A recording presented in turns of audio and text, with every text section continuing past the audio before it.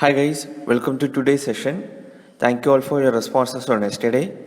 And our yesterday's quiz question was, where are the two defense industrial corridors of India to be established, in which states? And the states are Uttar Pradesh and Tamil Nadu. That is the right answer. Let's now start today's session. First question for the day, which among the following are covered under the minimum support price scheme? 1.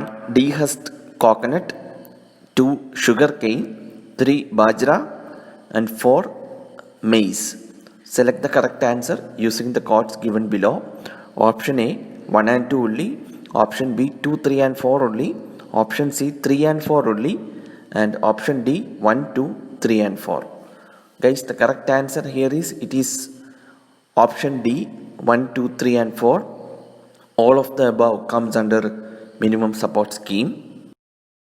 A quick revision, the MSP is the rate at which the government buys grains from farmers, and the reason behind this idea of MSP is to counter price volatility of agricultural commodities due to the factors like variation in their supply, lack of market integration and information asymmetry.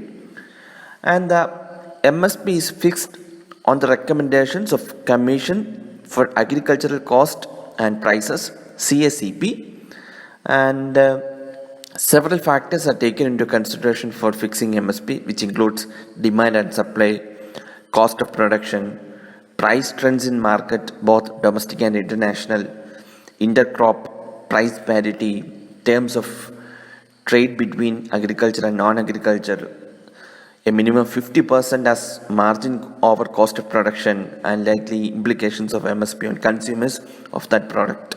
So these factors are considered while calculating MSP, and we saw that CACP recommends MSP, and our quiz question today is, who takes final decision on the MSP recommendations made by the CACP?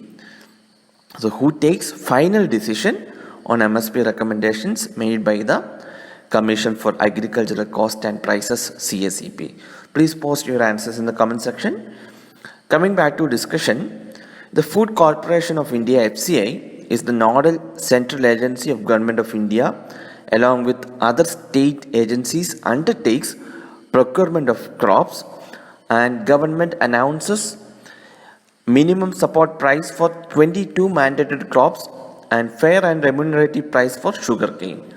And the mandated crops are 14 crops of Kharif season and 6 Rabi crops and 2 other commercial crops. And the list of crops are, you can see in the screen here.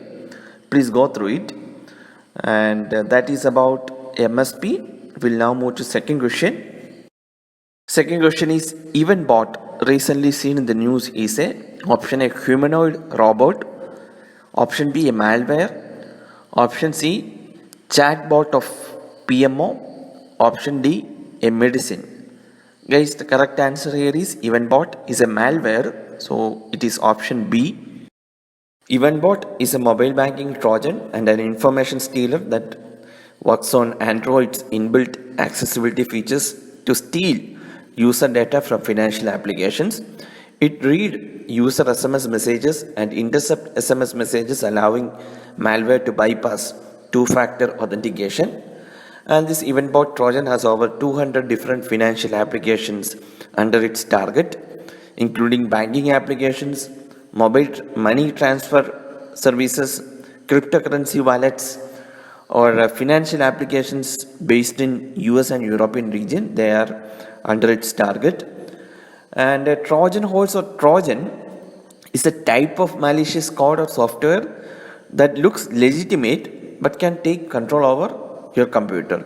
A Trojan is designed to damage, disrupt, steal, or in general inflict some other harmful action on your data or network.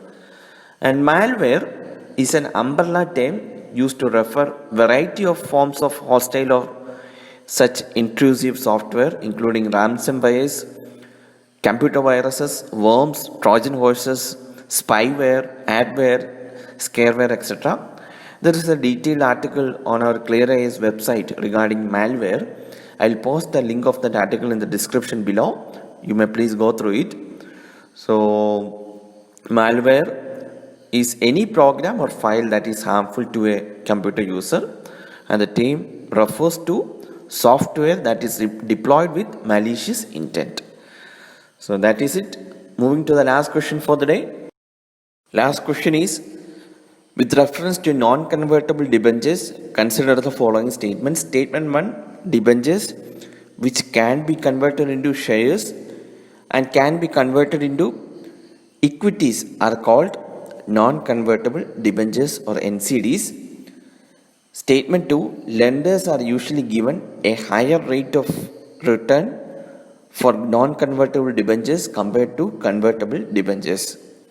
Which of the above statements are correct? Option A 1 only, option B 2 only, option C both 1 and 2, and option D neither 1 nor 2. Guys, debentures can be converted into both shares and equity. So the first statement is wrong. So our answer comes option B 2 only.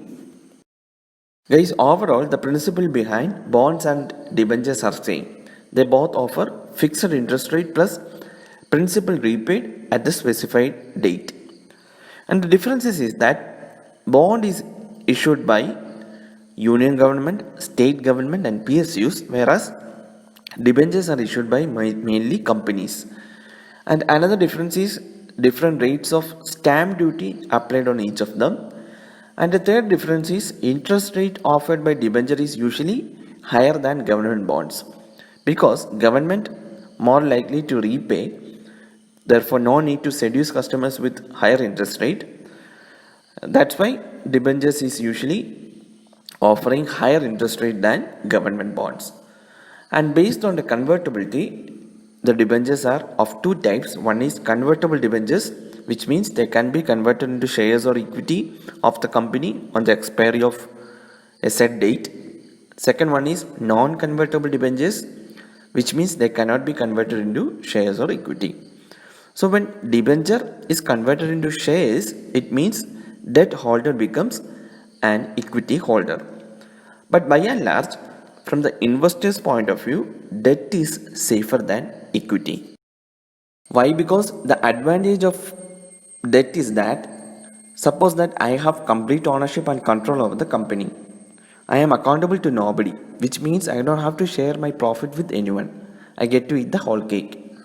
And also I can claim income tax deduction for paying the loan.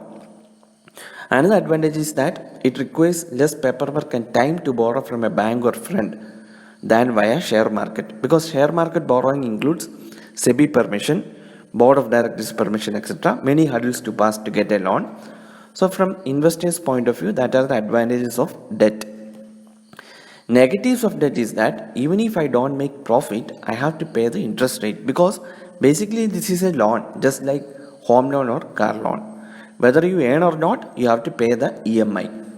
And I may have to mortgage something like collateral, machinery or building to get the loan. So in case I default on the loan, the bank or financier can take it away from me.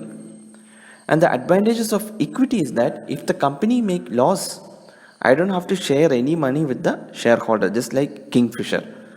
So there is no regular interest payment as we do in the loan, meaning I have less tension compared to bank loan or bonds. And the negatives of equity is that I don't get complete ownership and control over the company. I have to constitute a board of directors, hold general meetings of shareholders. I am accountable to them. And the board of directors can throw me out of CEO job if I do not deliver results. So it requires heavy paperwork and time to initiate IPO, share marketing, SEBI permission, underwriting, etc. These are all involved in equity, that are extra tensions. So from investors' point of view, they always prefer debt over equity. So that is it. That is the basic concept. That's all for today, guys. We'll meet tomorrow with another set of questions. Please post answer to the quiz question and your scores in the comment section. Thank you for watching.